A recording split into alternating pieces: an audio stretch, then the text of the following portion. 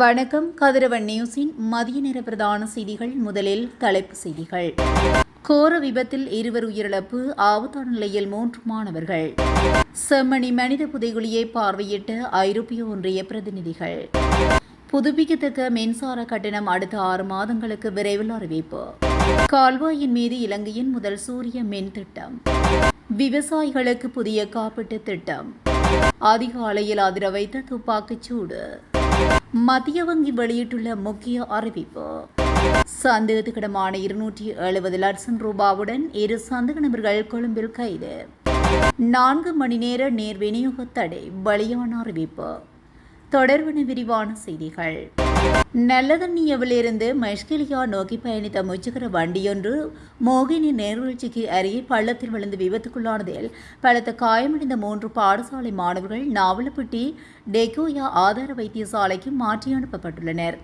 இந்த விபத்தில் படுகாயமடைந்த 3 மாணவர்களும் மெஷ்கெலியா பிரதேச வைத்தியசாலையில் அனுமதிக்கப்பட்ட பின்னர் மேலதிக சிகிச்சைக்காக டெகோயா ஆதார வைத்தியசாலைக்கு மாற்றப்பட்டுள்ளனர்.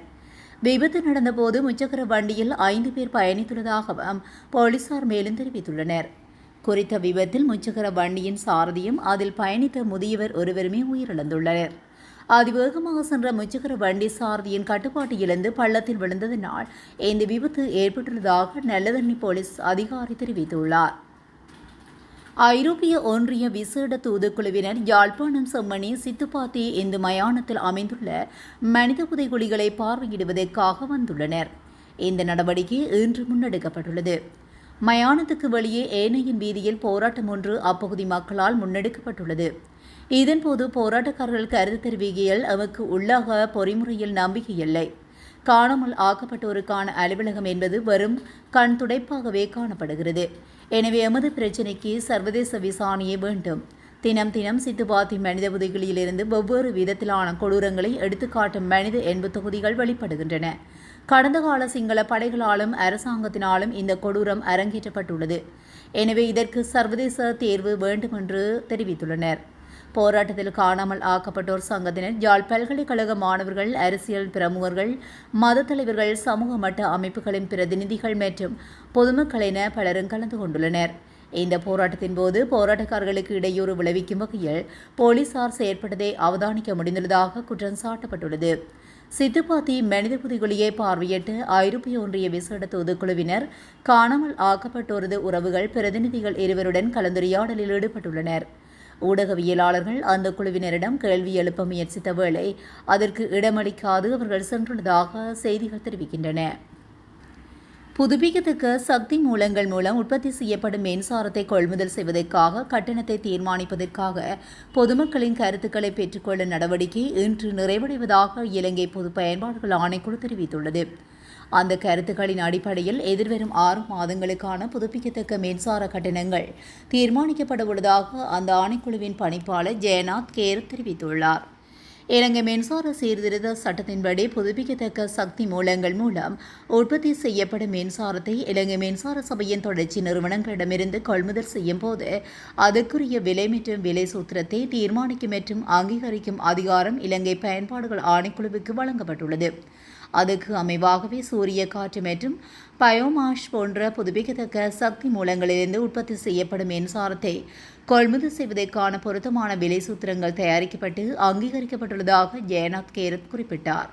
அந்த விலை சூத்திரங்களின் அடிப்படையில் மின்சார கட்டணங்களை தீர்மானிப்பது தொடர்பில் சுமார் 2 மாதங்களுக்கு முன்னர் பொதுமக்கள் ஆலோசனை செயல்முறை ஆரம்பிக்கப்பட்டதாகவும் அதில் பல்வேறு தரப்பினருடன் கலந்துரையாடி தேவையான தரவுகள் பெறப்பட்டுள்ளதாகவும் மேலும் தெரிவித்துள்ளார். இலங்கையில் கால்வாயொன்றின் மீது அமைக்கப்படவுள்ள முதலாவது சூரிய மின்சக்தி திட்டத்தை ஆரம்பிப்பதற்கான முதற்கட்ட சாத்தியக்கூறு ஆய்வு மகியங்கனையில் வியானா கால்வாய் பகுதியில் வெற்றிகரமாக மேற்கொள்ளப்பட்டுள்ளது. 20 கிலோமீட்டருக்கும் அதிகமான நீளத்தை கொண்ட பரந்த கால்வாயாக விளங்கும் வியானா கால்வாய் தேசிய மின்சார அமைப்புக்கு அதிகளவான புதுப்பிக்கத்தக்க ஆற்றலை வழங்கும் திறனும் ஆண்டின் பெரும்பகுதியில் கிடைக்கும் போதிய சூரிய ஒளியும் உள்ளதனால் இத்திட்டத்துக்கான இடமாக தேர்வு செய்யப்பட்டுள்ளதாக தெரிவிக்கப்பட்டுள்ளது. இந்த திட்டத்தின் கீழ் கால்வாயின் மீது சூரிய மின்தகடுகள் பொருத்தப்பட உள்ளன. இதன் மூலம் நீர் ஆவியாவதை குறைத்தல், கடுமையான வெப்பமான காலநிலையிலும் நீரின் வெப்பநிலையை கட்டுப்பாட்டில் வைத்தல் மற்றும் எதிர்காலத்தில் பசுமை ஹைட்ரஜன் போன்ற மேம்பட்ட மின்சக்தி திட்டங்கள் நடைமுறைப்படுத்துவதற்கான அடித்தளத்தை உருவாக்குதல் போன்ற பல்வேறு நன்மைகள் கிடைக்கும் என எதிர்பார்க்கப்படுகிறது.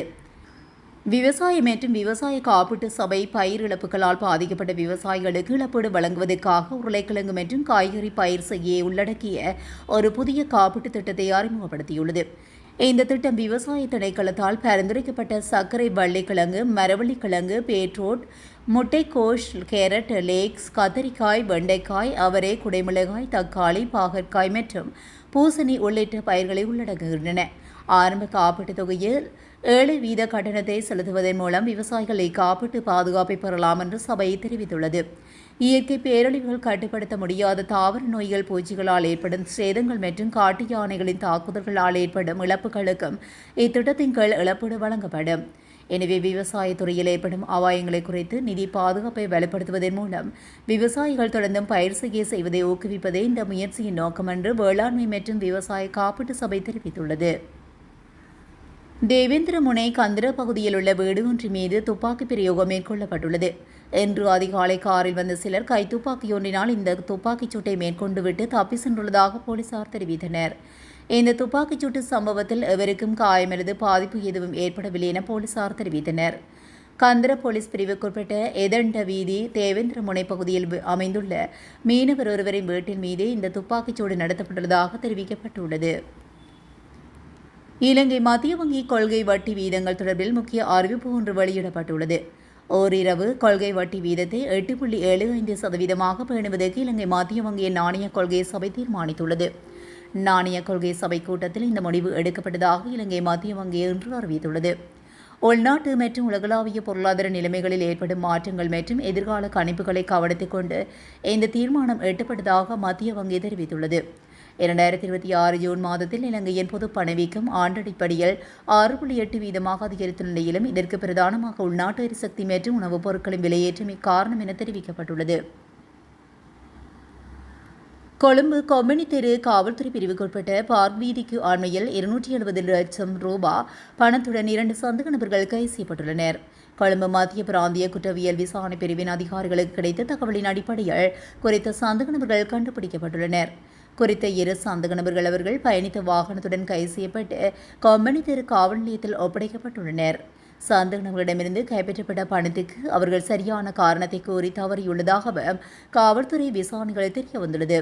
இதனால் இந்த பணம் திட்டமிடப்பட்ட குற்ற செயல், போதைப்பொருள் கடத்தல், ஆயுத வர்த்தகம் அல்லது வேறு ஏதேனும் சட்டவிரோத நடவடிக்கைகளின் மூலம் பெறப்படுதா என்பது குறித்தும் மேலதிக விசாரணைகள் முன்னெடுக்கப்பட்டு வருகின்றன. கைது செய்யப்பட்ட நபர்கள் 59 மற்றும் 54 வயதுடையவர்கள் என்றும் சங்கமிதா மாவத்தை மற்றும் கிராண்ட் பாஸ் பகுதிகளைச் சேர்ந்தவர்கள் என்றும் காவல்துறை தெரிவித்துள்ளது. நாட்டின் சில பகுதிகளில் 4 மணி நேர நீர் விநியோகம் தடைப்பட உள்ளதாக அறிவிக்கப்பட்டுள்ளது. அத்தியாவசிய பராமரிப்பு பணிகள் காரணமாக நீர் விநியோகம் தடைப்படும் என தேசிய நீர்வளங்கள் மற்றும் வடிகால் அமைப்பு சபை அறிவித்துள்ளது. இதுக்கு அமைவாக இன்று முற்பகல் 10 மணி முதல் பிற்பகல் 2 மணி வரை நீர் விநியோகம் தடைப்படும் என்றும் வடிகால் அமைப்பு சபை குறிப்பிட்டுள்ளது. அதன்படி குருநாகல் கண்டி பகுதிகளுக்குட்பட்ட ராஜபிகில்ல சேவை நீர்த்தேக்கம், மெதவல பழைய சேவை நீர்த்தேக்கம், மெதவல புதிய சேவை நீர்த்தேக்கம் மற்றும் கல்குதிர சேவை நீர்த்தேக்கம், மாவதகம சேவை பகுதி ஆகிய திட்டங்களின் கீழ் நீர் விநியோகப்படும் பகுதிகளுக்கு மட்டுமே நீர் விநியோகம் தடைப்படும் என அறிவிக்கப்பட்டுள்ளது. இத்துடன் கதிரவன் நியூஸின் மதிய நேர பிரதான செய்திகள் நிறைவடைகின்றன. தொடர்ந்தும் செய்திகளோடு இணைந்திருக்க கதிரவன் நியூஸுடன் இணைந்திருங்கள். நன்றி, வணக்கம்.